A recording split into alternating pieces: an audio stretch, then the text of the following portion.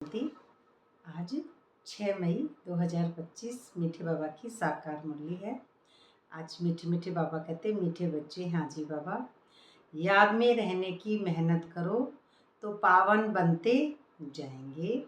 अभी बाप तुम्हें पढ़ा रहे हैं, फिर साथ में ले जाएंगे। तो याद में रहने की मेहनत करनी है हमको। मेहनत कब करते हैं? जब हम शरीर की भान में होते हैं। तो हम जितने अहंकार से परे होते जाएंगे उतनी हम तमो से परे, रजो से परे, और एक कदम जब बच्चा बढ़ाएगा तो 1000 कदम बाबा बढ़ाएंगे। तो उतनी हम मेहनत से छूटते जाएंगे, माना हम सोल कॉन्शियस स्थिति में पहुंचते जाएंगे। हमारी बुद्धि दिव्य होती जाएगी तो पावन बनते जाएंगे ना। तो सोल कॉन्शियस स्थिति में हमको मदद मिलती जाएगी। पावन जब भट्टी अंदर की अक्षुणी सेनाएं खत्म हो जाएगी, लड़के पूरी अग्नि पूरी अंदर की खत्म हो जाएगी, काम क्रोध लोभ मोह अहंकार, उससे हमारा मदद मिलेगा। उसमें हमारा दृष्टिकोण बदल जाएगा। तो दृष्टिकोण जब बदल जाएगा तब बुद्धि में सत्युग की स्थापना होगी। तो ये तब ही पावन दुनिया में हम आएंगे। कि जब तक हमारा दृष्टिकोण नहीं बदलेगा, पुराना बैकग्राउंड चेंज नहीं होगा और पुराने जो तमो रजो के संस्कार अगर खत्म नहीं होंगे आसुरी, तब तक हमको देवताई बातें बुद्धि में ठहरेगी नहीं। उसके लिए हमें बर्तन अच्छा चाहिए, शेरने के दूध के लिए जैसे बताते हैं। तो जब तक ये बर्तन हमारा कंचन ना हो, जब तक हमारा मन चंचल घोड़ा अपने मनुष्य मन के वश से हम छूटे नहीं, तब तक हमारी आत्मा पावन बने नहीं। तो आत्मा पावन है, बात है कि हमारा पतित रोल जब तक सही ना बने, हमारा मन के वश से हम छूटे नहीं। तो अभी बाप तुम्हें पढ़ा रहे हैं, फिर साथ में ले जाएंगे। तो अभी पढ़ाते हैं, फिर साथ में ले जाते हैं, यानी सोल कॉन्शियस स्थिति में आप चले जाएंगे, साइलेंस की दुनिया में। जब आप 5 तत्व से परे हो जाएंगे और परमधाम अवस्था जब आपकी बुद्धि में रचना शुरू हो जाएगी, तब आपको बाप अपने साथ ले जाएंगे साइलेंस में। प्रश्न में बाबा कहते हैं, कौन सा पैगाम तुम्हें सभी को देना है? उत्तर में, अब घर चलना है इसलिए पावन बनो। पतित पावन बाप कहते हैं, मुझे याद करो तो पावन बन जाएंगे। यह पैगाम सभी को दो, है ना, सभी को दो कि पतित से हमको पावन बनना है। तो ये पैगाम सबको दो। हम कैरेक्टर में आ गए हैं, शरीर के भान में, तो हम मैं मेरापन कर्तापन के भान में आ गए हैं। तो हम किस तरह से इससे उपराम उठें तो पावन बने, तो ये सबको देना है। तो बाप ने अपना परिचय तुम बच्चों को दिया है जो सोल कॉन्शियस स्थिति को प्राप्त कर रहे हैं। बच्चे बाबा का जैसा बनना है कि निराकार स्मृति को बुद्धि में जितना टिकाते जा रहे हैं उतने ही बनते जा रहे हैं अवस्था में ऊपर। अब तुम्हारा कर्तव्य है बाप का शो करना, है ना।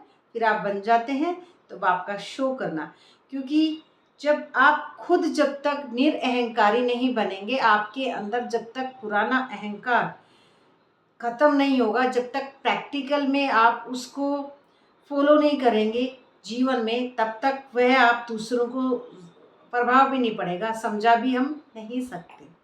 तो कहा भी जाता है संशोज फादर, और कहा भी जाता है, गीत है आज का, मरना तेरी गली में ना, संगम पर है, इसी गली में, ये जो गली मिली है हमको, इसी गली में मिलना है, मरना है, कि मरेंगे जब भी हमको बाबा से मिलन होगा।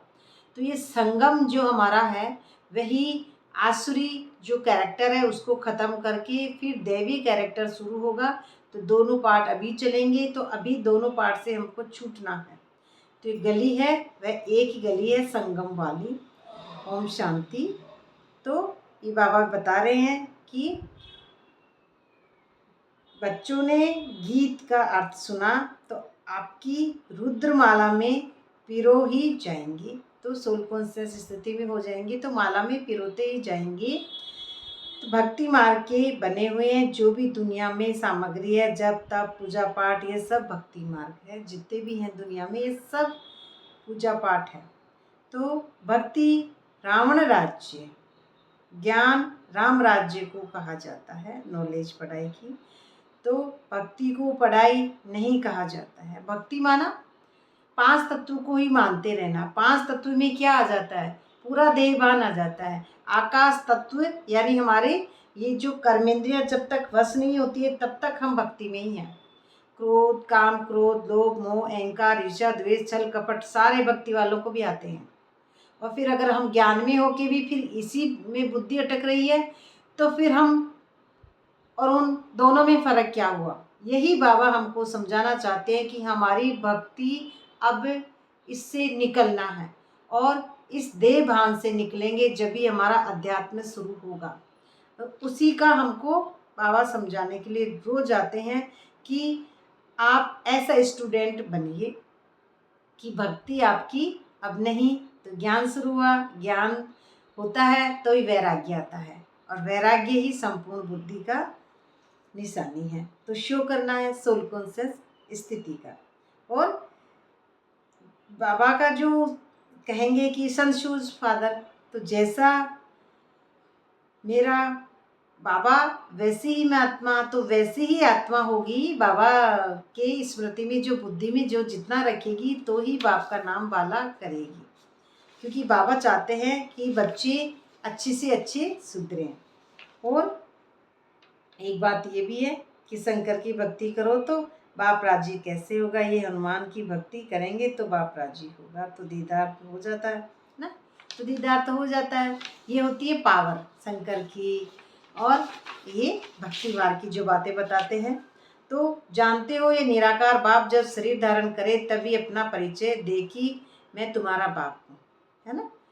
और ये परिचय तभी बाप, दादा लेखराज, तो दादा लेखराज में भी जब निराकार परमात्मा प्रवेश करेंगे तभी हम उनको ब्रह्मा बाबा के रोल में समझ रहे हैं।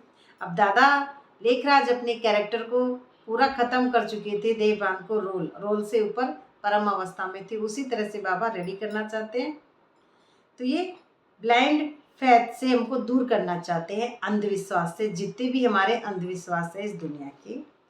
और ये भी कहते हैं बाबा कि नरक का फाटक बंद हो, स्वर्ग का फाटक कैसे खुलना है। जो फाटक है वो नरक का नीचे नीचे का बंद करना है और उपराम स्थिति का फाटक बुद्धि का खुलना है। और यह भी तुम जानते हो कि द्वापर में रावण शुरू होता है, अर्थात नरक का द्वार खुलता है। जब नरक का द्वार खुल जाता है तो हमारे रावण घुस जाता है बुद्धि में। और जब से ही नरक का अब संगम पे आते हैं और नरक का द्वार बंद होता है, सतयुग आता है बुद्धि में। तो बुद्धि में सतयुग जब आएगा जब हमारे दोनों पार्ट खत्म हो जाएंगे, तमो और रजो, फिर सतयुग बुद्धि में आता जाएगा। तभी हमारी संगम युग की पढ़ाई है वह बढ़ती जाएगी। तो ये द्वापर से ही हमको इस बात से समझ में आ जाती है। वैसे भक्ति द्वापर से शुरू हो जाती है और अब जाके हमको उससे छुटकारा मिलता है जीवन से। कौन से जीवन से? भक्ति के जीवन से, कैरेक्टर से, रोल से। तो कृष्ण का ही नाम सांवरा और गोरा श्याम सुंदर है। जो माना जो कैरेक्टर के भान में है सांवरे, कभी क्रोध आ जाता है, कभी ईर्ष्या, कभी राग, द्वेष, छल, कपट, ये भी सांवरा ही है। और अब है सुंदर, सुंदर होती है सोल कॉन्शियस स्थिति में, दोनों ही हैं। तो हम उस स्थिति में समझते हैं कि ये सांवरा कलयुग की जो बातें हैं उनकी बुद्धि में जिनमें रहते हैं कृष्ण, तो वो श्याम रहते हैं। कलयुग की बातें जिनकी बुद्धि में है, कलयुगी पार्ट है, वो है श्याम। और सुंदर आप सोल कॉन्शियस स्थिति वाली आत्मा है तो उनको सबको समा करती जाएंगी, क्योंकि अभी उनमें पावर नहीं है जो होनी चाहिए, इसलिए सबको समा करेंगे। बाबा के बच्चे सबको एक समान दृष्टि से देखते हैं, आत्मा की दिव्य दृष्टि से। तो ये भागीरथ से गंगा निकली जो भक्ति मार्ग की कहानी भी है। तो पानी माथे से कैसे निकलता है? तो ये यहाँ से ही पानी निकलता है। तो भक्ति मार्ग से यहाँ से कैसे पानी निकलता है? तो भागीरथ ने बताया, ऊपर पहाड़ पे बैठा क्या, जिसकी जटाओं में गंगा आएगी, है ना, ऐसा नहीं है ना। तो यहीं पे यही कैरेक्टर, यही शरीर और इसी में ऐसा होता है। तो फिर फिर कुओं में आता रहता है ना, पहाड़ी से फिर पानी आता है तो कुओं में आ जाएगा। कुएं का पानी कभी सड़ता नहीं है, क्योंकि कुएं में नीचे से पानी आता है और तालाब का पानी, किसी बर्तन का पानी सड़ जाएगा। कुएं का क्यों नहीं सड़ेगा? क्योंकि उसकी सिर नीचे से है। जितना नीचे से काम, क्रोध, लोभ, मोह, अहंकार खत्म होता जाएगा, राग, द्वेष, छल, कपट, तब तक वह सड़ेगा नहीं, क्योंकि उसका कनेक्शन बाहर से जो थी स्मृतियाँ वह खत्म हो गई, और जो मन, बुद्धि, संस्कार थे वह एकदम पुराने आसुरी खत्म हो जाते हैं। फिर उसी के बाद में सड़ता नहीं है। नहीं तो अंदर में गंदा कचरा सड़ता रहता है, क्योंकि हम उस कचरे से मुक्त नहीं हो रहे हैं। किसी ना किसी का कचरा ले लेंगे, या किसी ना किसी का कचरा बुद्धि में, हलचल में ले लेंगे, और फिर अपने आप को अंदर में अपने जलते रहेंगे ईर्ष्या द्वेष से। तो ये पूरा पाने की भी बात हमारी अंदर की शक्तियों से या सूक्ष्म बातों से। तो बरसात न पड़े तो कुएं भी सूख जाते हैं, है ना। ऐसे ही अगर हम बाबा की वर्षा ना लें, निरंतर आत्माभिमानी स्थिति में निरंतर वर्षा ना आए, तो जैसे प्रकृति में कुएं सूख जाते हैं, वैसे हमारे भी सूख जाती हैं, जैसे छूट जाती हैं। यहाँ से कर्मेंद्रियाँ नीचे आई ड्रामा में पार्ट बजाने, और सूख गई। इच्छा हुई, जैसे कुछ भी सोच लिया, बुद्धि में कचरा चबाने लग गए, किसी के प्रति गंद सोच लिया, किसी से नफरत कर लिया, और क्रोध भी आ गया। तो ये कर्मेंद्रियाँ जब तक हमारे वश में नहीं है, तब तक ये परमात्मा की वर्षा, इसका मतलब हमको पूरी नहीं मिल रही है। और एक ही अव्यभिचारी याद में ही रहना है, और राजा मोह जीत के जैसा बनना है, किसी में मोह नहीं रखना है, और अव्यभिचारी याद में रहना है। तो यहाँ कोई जल आदि नहीं चढ़ाता है। अव्यभिचारी में शिव शंकर के जल आदि सारे का पाठ खत्म हो जाता है, एक ही रहता है। तो भक्ति मार्ग में धंधा आदि करते हैं, याद करते हैं ना, तो गुरु लोग भी कहते हैं मुझे याद करो, क्योंकि कैरेक्टर है, शरीर है, तो ऐसे ही कहते हैं। अपने पति को याद नहीं करो, ऐसा वो भी कहते हैं, भक्ति वाले भी, अपने पति को याद ना करो।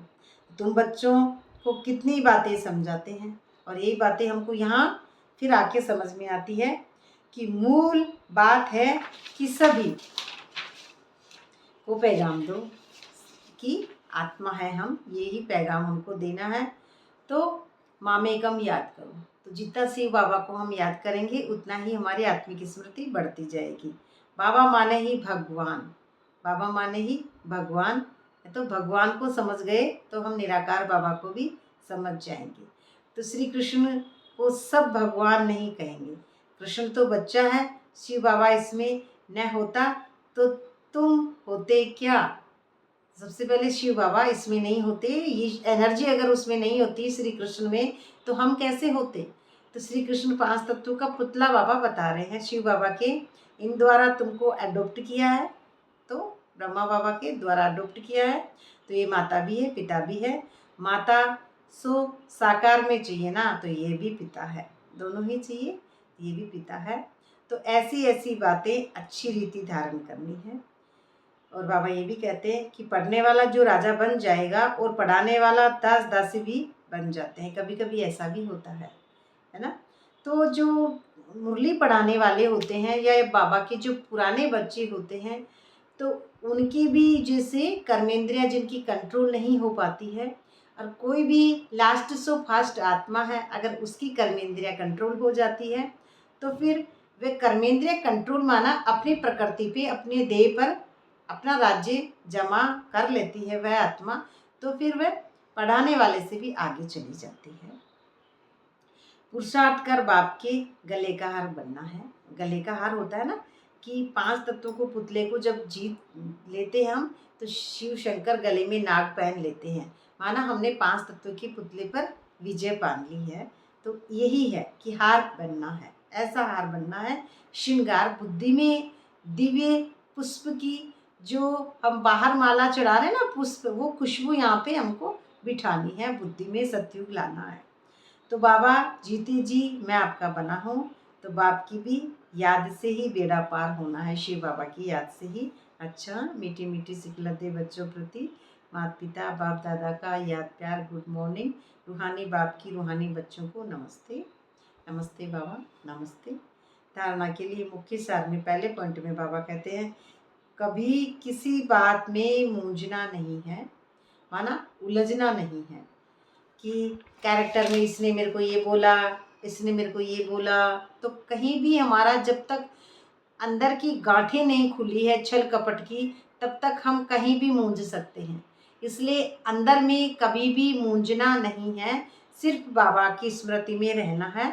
तो सबसे पहले जितने हम बाबा को याद करेंगे, परमात्मा को, उतने ही हमारे अंदर के गांठें खुलते जाएंगे, उतने ही हम सुलझते जाएंगे। जैसे एक कहावत है, रही मन धागा प्रेम का, मत छोड़ो छुटकाए, टूटे से फिर ना मिले, मिले गांठ पड़ जाए।